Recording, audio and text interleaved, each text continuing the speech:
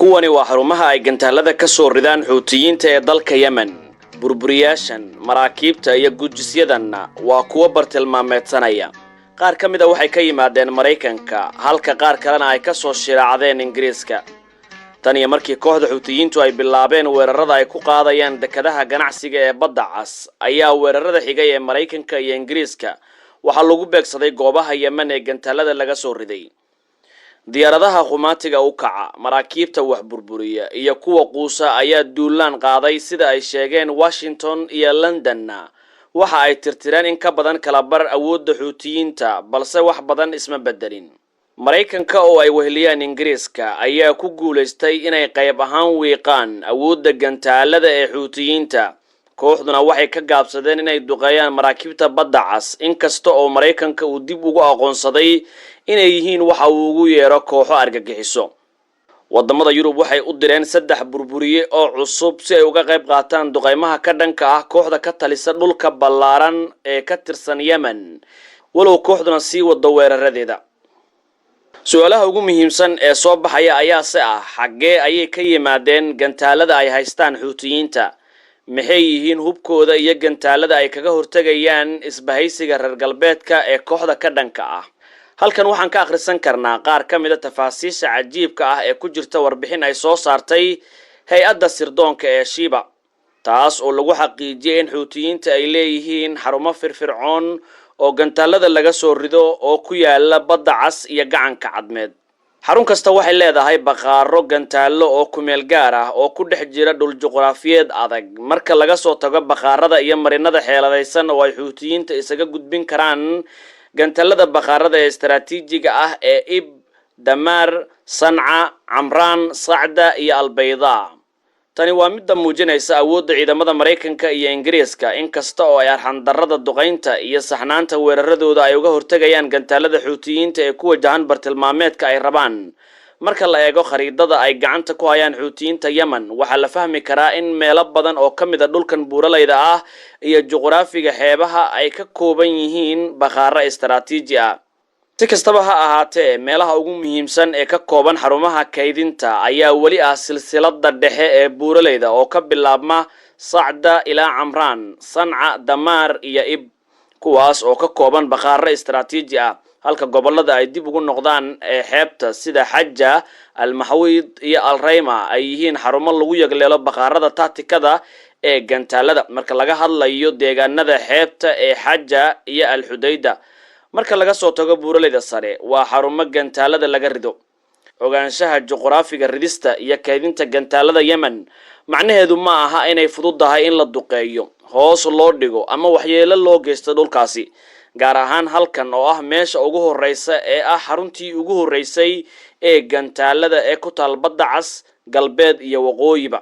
dekedaha Hudayda, Saliif, Raas Ciisa, Al-Lahya iyo jasiiradda Cameron oo ay gacanta ku hayaan xuutiyiinta waa xarumihii ay kooxda xuutiyiinta ka soo rideen gantaaladii ku wajahnaa Israa'iil. xaruntan dhexdeeda waxay ku leedahay baqaaro ku meel gaar ah oo gantaalada lagu kaydiyo. sida laga soo xigtay warbixino badan oo militariga reer galbeedka xuutiyiinta ayaa sidoo kale bilaabay inay dhistaan baqaar gantaalada kaydka ah ee gobolada buuralayda ah ee ku dhegan xeebta badda cas sida Xajja, Al-Rayma, Al-Mahwid iyo Sacda. xaruntooda labaadna waxay ku taalaa oo ay ku jeedaa koonfurta badda cas gaar ahaan Makha, Bab al-Mandab iyo jasiiradda Mion. masaafada hawada oo aan ka badnayn 130 kilomitir xuutiyiinta ayaa halkan ku leh xarun laga soo riday gantaalada buuraha deegaanka Al-Amaki iyo garoonkii hore ee gobolka Tiz, iyada oo xirooyinka militariga iyo goobaha ku yaal Ib iyo Damar ay wali yihiin nooc caasimad u ah kaydka istaraatiijiga ah iyo xeeladaha. laga soo bilaabo labadan gobol iyo iyada oo loo marayo kala goosyada adag waxay xaqiijin kartaa in gantaaladu ay gaaraan xarumaha laga soo tuuray waqti ku haboon. haddaan u leexano xarunta saddexaad ee riditaanka gantaalada ee ku wajahan gacanka cadmeed, dhismayaasha Albayda ayaa loo qaadan karaa inay yihiin xarumaha ugu muhiimsan ee gantaalada laga soo tuuro. waxay gacanka cadmeed u jirtaa masaafo xagga hawada ah oo qiyaas ahaan 70 kilomitir. goobaha laga soo bilaabaya xaruntan waxay ku yaalaan gacanka cadmeed. xerooyinka ku yaala magaalada Radda ee caasimadda Albayda waxaa loo aqoonsan karaa goob xeeladeed iyo meel istaraatiiji ah oo loo adeegsado gantaalada ballistiga, hadda waxaanu gudbi karnaa xarunta afraad gaar ahaan degmada Al-Hazn ee gobolka Al-Jawf. xarumaha gantaalada laga soo tuuro ayaa laga howlgeliyay magaalada madaxda gobolka Al-Jawf oo ku taala xuduudka Sacuudiga. dabcan waxa loo malayn karaa in laga soo bilaabo xaruntan Al-Jawf ay gantaalada Xuutiyiinta ku garaaceen magaalada Ma'rib iyo xarumaha Sacuudiga iyo Imaaraadka.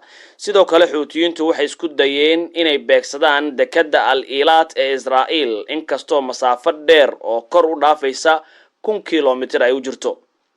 dabcan in xoogagga Xuutiyiinta ay maamulaan dhul ballaaran oo Yemen ka tirsan iyo goobaha istiraatiijiga ah ee ku leeyihiin badda cas oo ah juqraafika kan oo ka dhigaya dabeecadda qalafsan ee Yemen oo ay ku yaalaan buuro iyo dhul qardajeex ah ayaa caqabad weyn waxay ku tahay in la beegsado cid kasta oo reer Yemen ah, taas oo ka dhigaysa Vietnamta cusub ee Mareykanka iyo inta kale ee galbeedka ay saameeyeen weerarada ay Xuutiyiintu ku qaadeen oo dhaliyay kor u kac ku yimid qiimaha badeecadaha dhoofka ah iyo caymiska. hase yeeshee arrintu waxay noqonaysaa mid aad uga sii adag iyada oo la og yahay in gantaalada iyo hubka Xuutiyiintu ay mudan yihiin inay kiciyaan walaaca Mareykanka iyo reer galbeedka kadib markii ay ku guuleysteen inay 26 weerar ka fuliyaan badda cas, taasoo keentay hoos u dhac ku yimid dhaqdhaqaaqii maraakiibta ee gobolka qiyaas ahaan 70%. waxay ku guuleysteen inay ridaan gantaalo iyo inay duqeeyaan maraakiibta kadib 3 weerar oo isdaba joog ah oo ay fuliyeen Mareykanka iyo Ingiriiska, kuwaas oo la rabay inay wiiqaan Xuutiyiinta. haddaba su'aashu waxay tahay, waa maxay hubka ugu muhiimsan ee yaala Yemen? waa kuwe ilaha ay ka helaan? inkasta oo Iran ay safka hore kaga jirto maalgelinta Xuutiyiinta iyo halka ay ka helaan hubka, laakiin qaar ka mid ah hubkooda waxa iska leh ciidamada qalabka sida ee Yemen ka hor inta aysan Xuutiyiintu talada la wareegin. waxaase jira calaamado isa soo taraya oo muujinaya natiijooyinka qaar hubka dibadda ka yimid, gaar ahaan Iran, halkaas oo ay ka soo muuqdeen 3 gantaal oo burkaan ah oo awood u leh inay hagi karaan weerarada ridada dheer oo gaaraya 1,100 kiiloomitir. sida laga soo xigtay warbixinada Mareykanka, Xuutiyiinta ayaa sidoo kale haysta tiro gantaalo ah oo ridada dhexe ah. baaxadda ay leedahay waxay u badan tahay. heerka ridada gaaristoodana waxa uu Mareykanka ku qiyaasay inay u dhaxeeyaan 1,000 ilaa 3,000 oo kiiloomitir.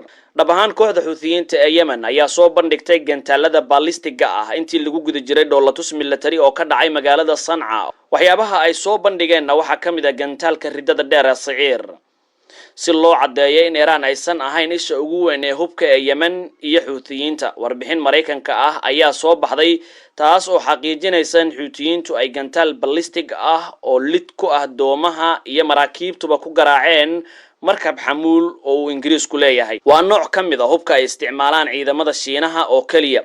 doon nooca aan aqoodaha lahayn oo hubaysan oo ka soo shiraacatay dalka Yemen ayaa ka soo muuqatay goob dhowr mayl u jirta ciidamada badda iyo maraakiibta ganacsiga ee Mareykanka ee ku sugan badda cas ka hor intii aysan ku qarxin.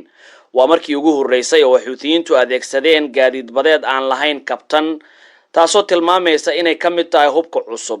waxayna u muuqan kartay hubkan inuu ka yimid Kuuriyada Waqooyi, laakiin qaar badan oo ka mid ah hubka ay haystaan ayaa ah kuwo fudud iyo qalab kale oo dhexdhexaad ah. sida Mareykanku sheegayna, Pyongyang waxay awood u leedahay in iyada oo la marsiinayo mukhallasiin shisheeye ah in hubkaas ay u soo dejiso Xuutiyiinta Yemen. xilli Mareykanka uu daraaseeyo goobaha laga soo rida gantaalada Yemen iyo noocyada, ilaha, xoogga iyo baaxadda gantaaladaasi ayaa waxay u muuqataa in arrimo badan oo ay ugu weyn tahay qallafsanaanta ama kakanaanta juqraafiga Yemen ay dalkan Carbeed ka dhigi doonto Vietnamta cusub ee jahawareerin doonta Mareykanka iyo reer galbeedka.